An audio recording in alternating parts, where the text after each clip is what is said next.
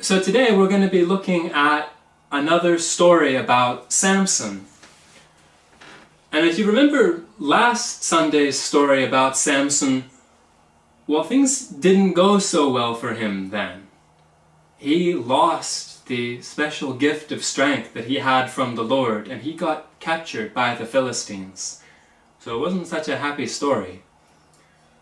But we're going to see what he can do in today's story to make things right.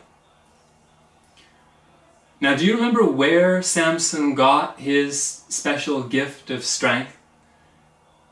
It was the Lord's strength. It was strength from the Lord. And what did he have to do to keep that strength? He had to keep the vow of the Nazirite, which means he had to do two things.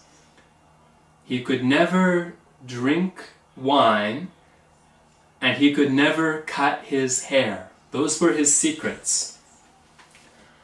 And in last week's story, a woman named Delilah, who Samson loved, she wanted to find out Samson's secrets. She wanted to find out how she could make him weak. And Samson shouldn't have told her his secrets, but he did. He told her that if she cut his hair, he'd be weak, just like any other man. And what did she do? She cut his hair. And Samson was weak like any other man, and the Philistines captured him.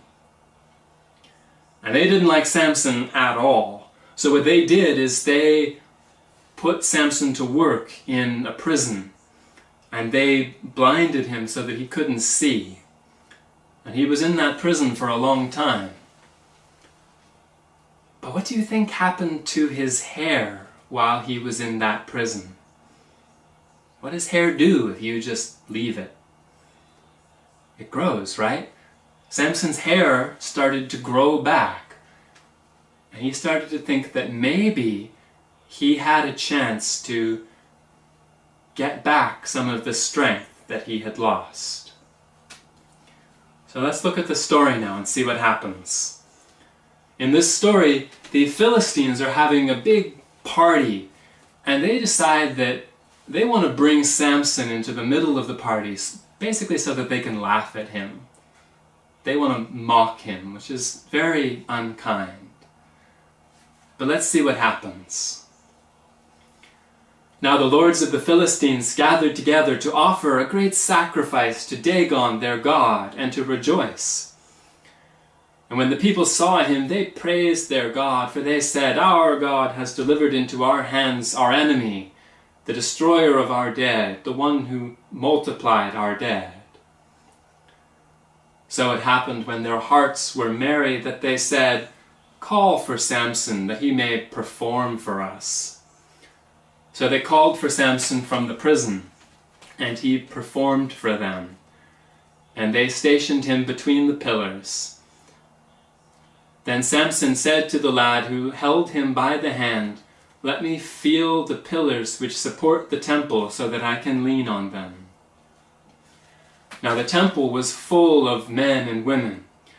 All the lords of the Philistines were there, about 3,000 men and women on the roof watching while Samson performed.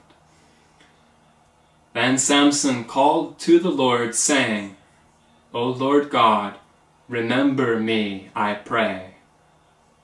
Strengthen me, I pray, just this once, O God, that I may with one blow take vengeance on the Philistines for my 2 eyes." And Samson took hold of the 2 middle pillars which supported the temple, and he braced himself against them, one on his right and the other on his left. Then Samson said, "Let me die with the Philistines." And he pushed with might, and the temple fell on the lords and all the people who were in it. So the dead that he killed at his death were more than all he had killed in his life. And his brothers and all his father's household came down and took him, and brought him and buried him between Zorah and Eshtaol in the tomb of his father Manoah. He had judged Israel 20 years.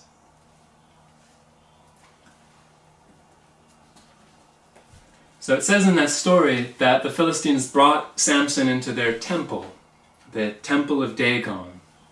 And if I move over, you'll see that I have a little model temple right here. And this is just a model, as he's give you the idea. This is, of course, just made of wooden blocks, but the real temple of Dagon would have been, a proper temple size, and it would have been made of stone. And it said that all the Philistines were watching on the roof while Samson performed. And this is probably a little hard for you to see, but there's seats up here on the roof. There's chairs. And it's hollow in the middle so that they could look down and see Samson performing on the ground. Now Samson, remember, was blind and he couldn't see, but there was a boy whose job it was to lead Samson, to show him where he should go. And Samson said to that boy, "Let me feel the pillars that hold up this temple so that I can lean on them." You can see there's 2 pillars in the middle of the temple that hold up everything, and Samson wanted to lean on those pillars. And then he said a prayer to the Lord. And do you remember his prayer? He said, "Lord, remember me. Lord, I pray, strengthen me just this once." All by himself, Samson was weak like any other person, and there was no way he could push down pillars of stone. But he prayed to the Lord, and his hair had started to grow back, and maybe the Lord could give him back the strength that he had lost. And do you remember what happened? It said that Samson pushed with might, and he pushed down the pillars. And then when he pushed down the pillars, well, you'll see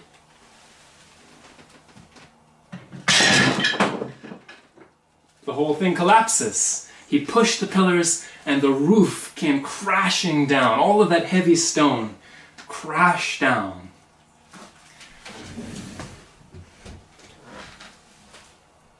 And so the last thing Samson did was get back some of the special strength that the Lord had given him. And he died when that temple fell down, just like all of the Philistines who were in the temple died. And in that way it's still a little bit of a sad story. But Samson died doing a very brave thing. He died trying to defeat the enemy of the children of Israel so that they could be free from the Philistines. He died doing the right thing. And I want to think a little bit more about that prayer that he prayed. He said, "Lord, I pray, strengthen me just this once." He didn't ask the Lord, "Oh, I wish you had made me strong yesterday." And he didn't say, "Make sure I'm strong tomorrow and the day after that." He said, "Lord, please give me strength just right now." And the thing is, we're not in charge of yesterday. What happened yesterday is already done and we can't change it. And we're not in charge of tomorrow, right? We can't jump ahead to tomorrow and make decisions then. All that we can do is choose what we do right now. And the only time that we can turn to the Lord is right now. And so saying to the Lord, "Give me strength right now," that's a powerful prayer. That's a prayer that the Lord can answer. When we ask the Lord for strength right now, we're able to do some pretty powerful things. Because right now the Lord is able to be with us. Samson prayed, "Lord, give me strength just this once." And that prayer gave him what he needed to do the right thing, to do the brave thing. When we need the Lord's help, we need to turn to him not yesterday and not tomorrow, but just right now. And just right now, and just right now, moment by moment. And We need to trust that every single moment the Lord is going to be with us. Amen.